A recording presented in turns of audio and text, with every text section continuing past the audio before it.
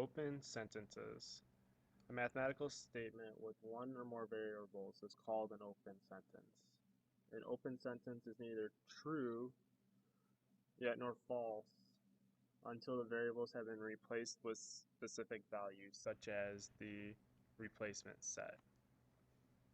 So what we're going to do is we're actually going to make a chart, and we will be replacing our variable b in our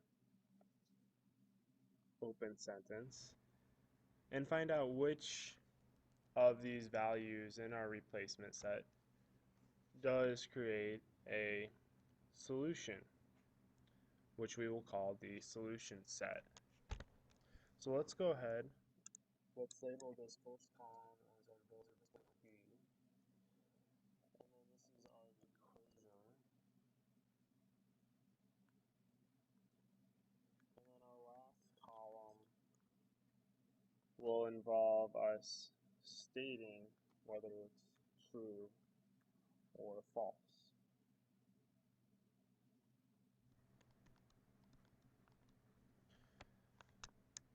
So our chart is going to involve having these 5 numbers, 2 through 6.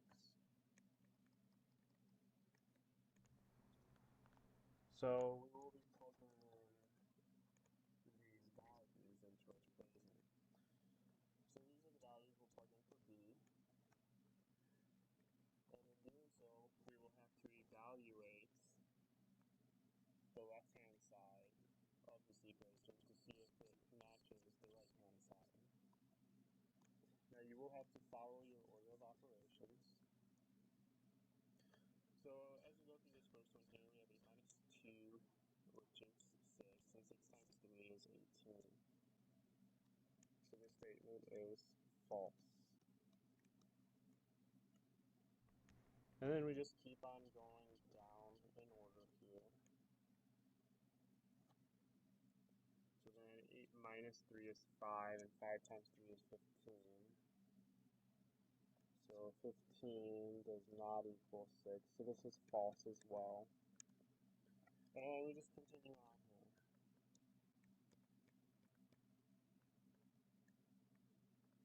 So if we evaluate this one, 4 times 3 is 12, and 12 does not equal 6, so this is false as well.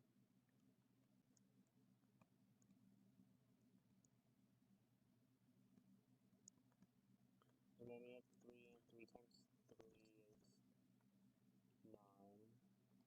So 9 does not equal 6, so this statement is also false. And then our last one here, hopefully we run into one that is true, and I believe we will. So this one checks out, so this statement is true. So we've checked all these values by plugging in a replacement set of numbers 2, 3, 4, 5, and 6, and see which ones work. And for this particular one, 6 works. So our solution set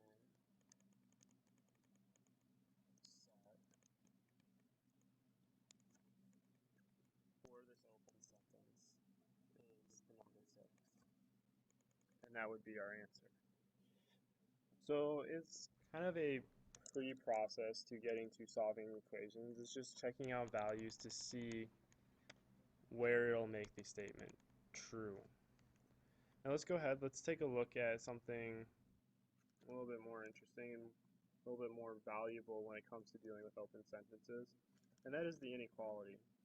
Because the inequality will have usually more than one solution in the solution set due to the fact that there's just not one value that could make this true. There could be multiple values. So we are going to be looking at the solution set here, and this one is greater than equal to. So for some of you that are that need a little bit of review for inequality signs, we do have the less than sign, which looks like this. Then we have more than, that looks like this. And then we have the more than and less than equal to, where you have the equal to sign underneath. Now the equal to sign just means that you could have a value that is equal and that value can be included.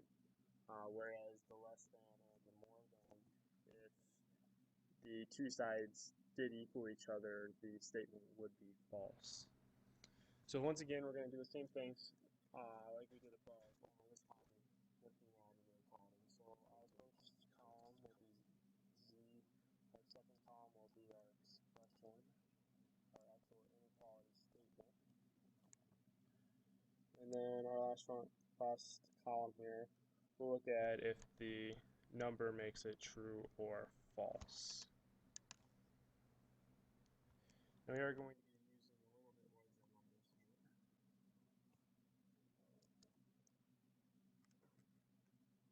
numbers here.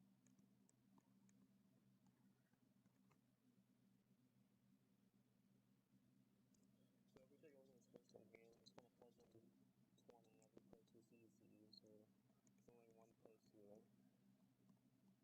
And we want to know if that statement will be true. And this is just an arrow here, so that way we can kind of keep everything in the same box. So 20 plus 11, which is 31.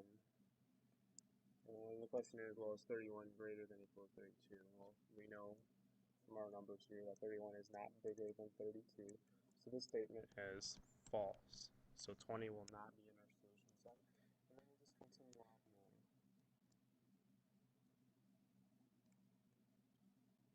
So then we end up with 32 greater than or equal to 32.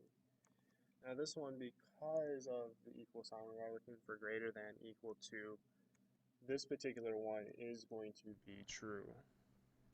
Now, if it was just the greater than sign and there was no equal to, we wouldn't include it. But since we do have this equal to sign, we will include this value in our solution set.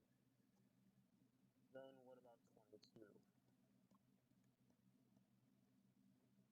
Well, we would end up having a 33 greater than or equal to 32.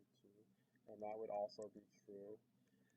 And then if you take a look at the others, notice that the z values that we're continuing to plug in are getting larger.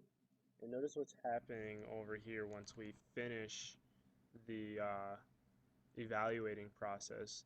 Notice that these numbers continually get bigger. So if you see something like that and you notice that pattern, you surely should pick up on it. That all the other values, as long as they're bigger than this 21, they're going to be true as well.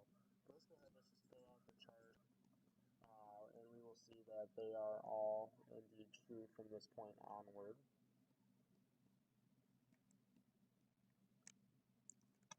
Please excuse me, this should be a 32.